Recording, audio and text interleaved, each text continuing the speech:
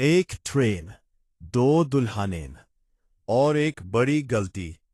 जब दो नए नवाहे दुल्हे अपनी अपनी दुल्हन घर ले जाते हैं, लेकिन सुबह उठ के देखते हैं दुल्हन बदल गई। ये कोई थ्रिलर नहीं, ये एक ऐसे फिल्म की कहानी है जो आपको हंसाएगी भी, रुलाएगी भी और अंदर तक सोचने पर मजबूर कर देगी। दीपक कुमार एक सीधा सादा नौजवान, गांव में रहता है, खेती करती है फैमिली। अभी अभी उसकी शादी हुई है और वो अपनी दुल्हन को घर लेके जा रहा है। उसकी दुल्हन का नाम है फूल। फूल कुमारी, दीपक की नए नवाहे दुल्हन। भोली, शरीफ, थोड़ी डरती है नई जिंदगी से। पूरे घूंघट में रहती है। इसका चेहरा हम शुरू में नहीं देखते। पुष्पा रानी, दूसरी दुल्हन। ये लड़की बिल्कुल अलग है। बोल्ड, कॉन्फिडेंट, तेज दिमाग।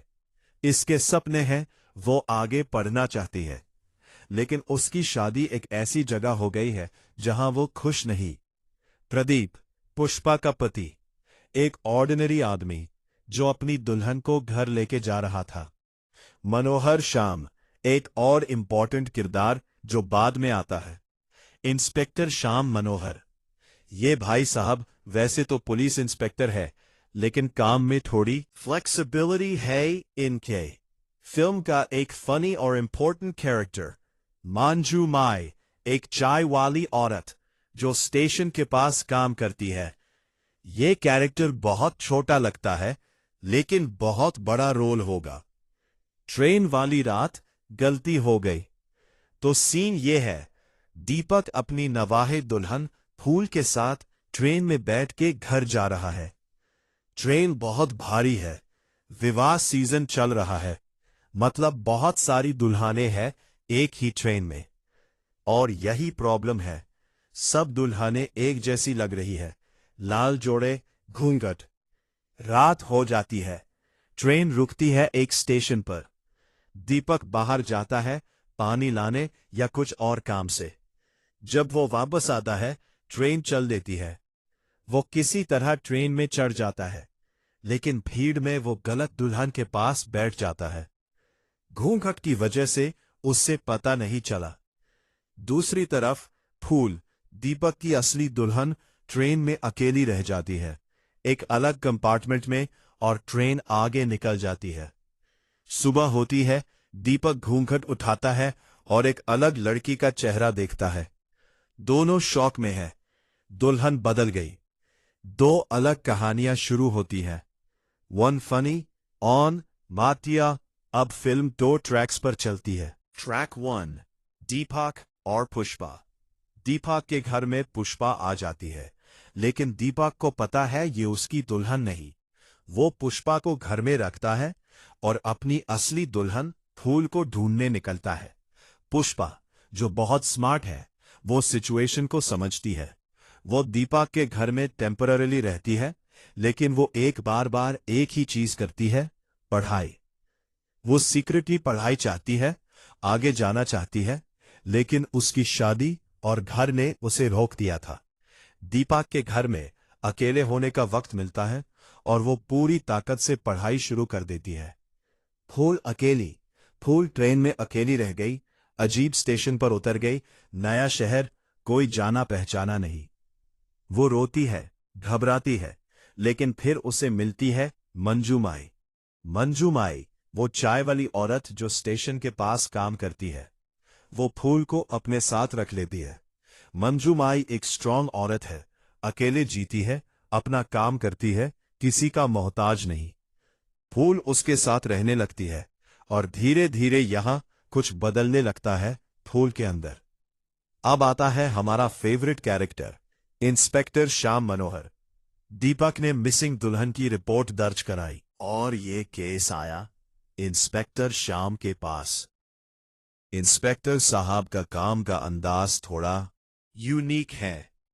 वो केस सॉल्व करना तो चाहते हैं, लेकिन साथ में थोड़ी सुविधा भी चाहिए। वो इन्वेस्टिगेशन शुरू करते हैं, लोग से पूछते हैं, लेकिन ज्यादा कुछ नहीं होता। ये कैरेक्टर फिल्म में एक कॉमिक रिलीफ की तरह है, लेकिन इसके जरिए फिल्म एक इंपॉर्टेंट चीज दिखाती है, सिस्टम कैसा काम करता है छोटे शहरों में। पुष्पा की असली कहानी। अब हमें पता चलता है पुष्पा की असली कहानी। पुष्पा की शादी एक ऐसी जगह हुई थी जहां उसे सिर्फ घर का काम करना था। पढ़ाई, सपने, ख्वाहिश सब बंद। उसका पति प्रदीप, वो बुरा इंसान नहीं था, लेकिन वो पुष्पा को समझता नहीं था। पुष्पा ने ट्रेन की रात में जो गलती हुई, वो शायद एक मौका था उसके लिए। दीपक के घर में रहते हुए वो अपनी पढ़ाई करने लगती है। वो एक एग्जाम की तैयारी कर रही है जो उसकी जिंदगी बदल सकता है। यहां एक इंपॉर्टेंट सीन है। दीपक की फैमिली वाले सोचते हैं ये उनकी बहू है और वो पुष्पा से घर का काम कराना चाहते हैं। लेकिन पुष्पा बहुत शात्री है, वो मैनेज करती है घर का काम भी, पढ़ाई भी। और धीरे धीरे दीपक भी समझने लगता है कि ये लड़की कुछ अलग है। फूल की ट्रांसफॉर्मेशन।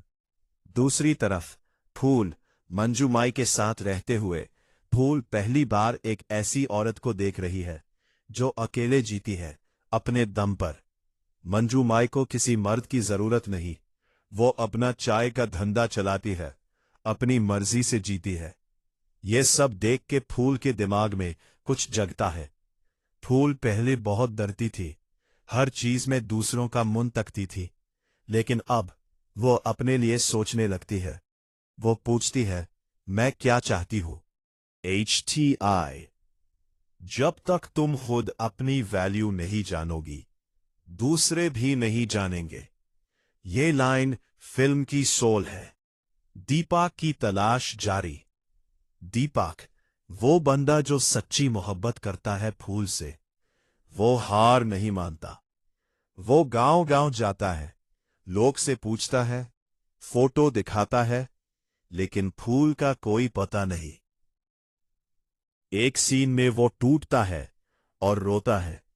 ये सीन बहुत पावरफुल है, क्योंकि हम देखते हैं कि दीपक सिर्फ अपनी दुल्हन नहीं ढूंढ रहा, वो उस लड़की को ढूंढ रहा है जिससे वो प्यार करता है। यहां फिल्म एक इंपॉर्टेंट बात करती है, रिश्ते सिर्फ बंधन नहीं होते, वो चुनाव होते हैं। सच सामने आता है। अब फिल्म का क्लाइमैक्स करीब आ रहा है। पुष्पा का एग्जाम का दिन आता है। वो घर से निकलती है और एग्जाम देती है, लेकिन दीपक के घर वालों को शक हो जाता है। वो इंस्पेक्टर को बताते हैं।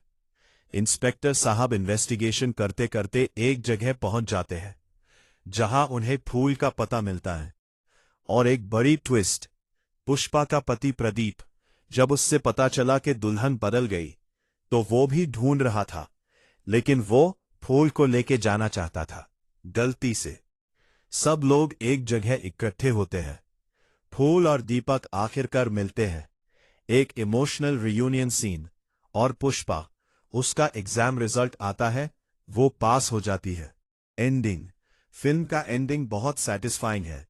फूल और दीपक, वो दोनों वापस साथ होते हैं। लेकिन फूल, अब वो पहली वाली फूल नहीं रही। वो अब अपने लिए सोचती है, वो अपनी आवाज रखती है। पुष्पा, वो अपनी असली जिंदगी की तरफ वापस जाती है, लेकिन अब वो एक नया रास्ता चुनती है। उसका एग्जाम रिजल्ट एक नई शुरुआत का दरवाजा खोलता है। मंजूमाई, वो वैसे ही रहती है, अपनी चाय की दुकान पर, स्ट्रॉन्ग, इंडिपेंडेंट, नी दुनिया की मालिक। और इंस्पेक्टर श्याम मनोहर, वो भी अपना काम करते रहते हैं, अपने अंदाज में। फिल्म खत्म होती है एक खुली खिड़की के साथ। जैसे जिंदगी में भी कोई एक रास्ता बंद होता है तो दूसरा खुलता है। इस फिल्म ने एक्चुअली क्या कहना चाहा? संदेश 1, पहचान की आजादी।